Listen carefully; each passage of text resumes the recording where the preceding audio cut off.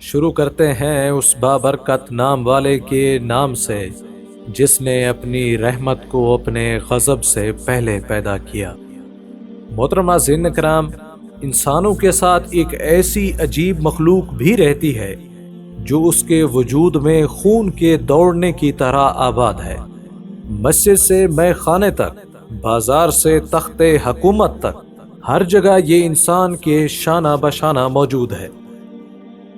مگر عجب یہ کہ انسان کی نظروں سے بھی غائب ہے اور شکلیں بدل کر انسان کے ساتھ رہتے بھی ہیں۔ کبھی یہ سانپ بن کر رینگتے ہیں، کبھی کتے بن کر بھونکتے ہیں، کبھی خضر کی شکل میں رہنما کی شکل میں آتے ہیں تو کبھی ظالم اور بے رحم قاتل کی شکل میں بھی آتے ہیں۔ تاریخ ان کے عجیب و غریب واقعات سے بھری پڑی ہے۔ جنات، شیاطین اور ابلیس میں فرق کیا ہے؟ جنات کیا ہے؟ ان کی حقیقت کیا ہے؟ جنات کیسے پیدا ہوئے؟ آج کی اس مختصر سی ویڈیو میں ہم جانیں گے اس عجیب و غریب مخلوق کے متعلق۔ ناظرین کرام، ابلیس اور اس کی اولاد کا نام جن یا جنات کہلاتا ہے۔ لیکن یہ ابلیس کون ہے؟ ابلیس وہ شخص ہے جسے ہم جنات کا بابا کہہ سکتے ہیں۔ اسے اللہ تعالیٰ نے آگ سے پیدا کیا اور اس کے مدتوں بعد آدم علیہ السلام کی عزت افزائی کے لیے اس کو سجدہ کرنے کا حکم کیا تو اس نے تکبر میں آ کر انکار کر دیا۔ اللہ تعالیٰ نے اس پر لعنت کی اور اسے دھتکار دیا اور تا قیامت زندہ رہنے کی مہلت دی۔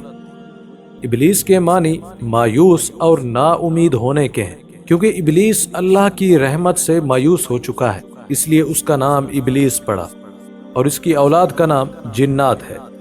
لیکن شیطان صرف کافر جنوں کو کہا جائے گا، کیونکہ جن اور شیطان میں ایمان اور کفر کے لحاظ سے فرق ہے۔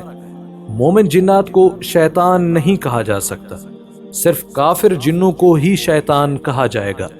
شیطان عربی زبان کا لفظ ہے جس کے معنی بعید یعنی دور ہونے کے ہیں، اور شیطان ہر خیر اور بھلائی سے دور ہے، اس لیے اس کا نام شیطان پڑا۔ اب سوال یہ اٹھتا ہے کہ یہ جنات کس چیز سے پیدا ہوئے؟ اس کا جواب اللہ تعالیٰ خود قرآن میں بیان کرتے ہیں کہ جنات کو ہم نے آگ سے پیدا کیا۔ محترم ناظرین کرام، جنات کی تخلیق کب ہوئی اور کیا جن بوڑھے ہو کر دوبارہ جوان بھی ہوتے ہیں؟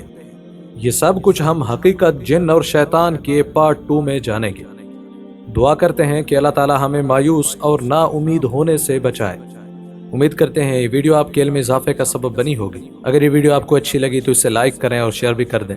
ملتے ہیں ایک نئے ویڈیو کے ساتھ، تب تک کے لیے اجازت دیں۔ السلام علیکم ورحمۃ اللہ وبرکاتہ۔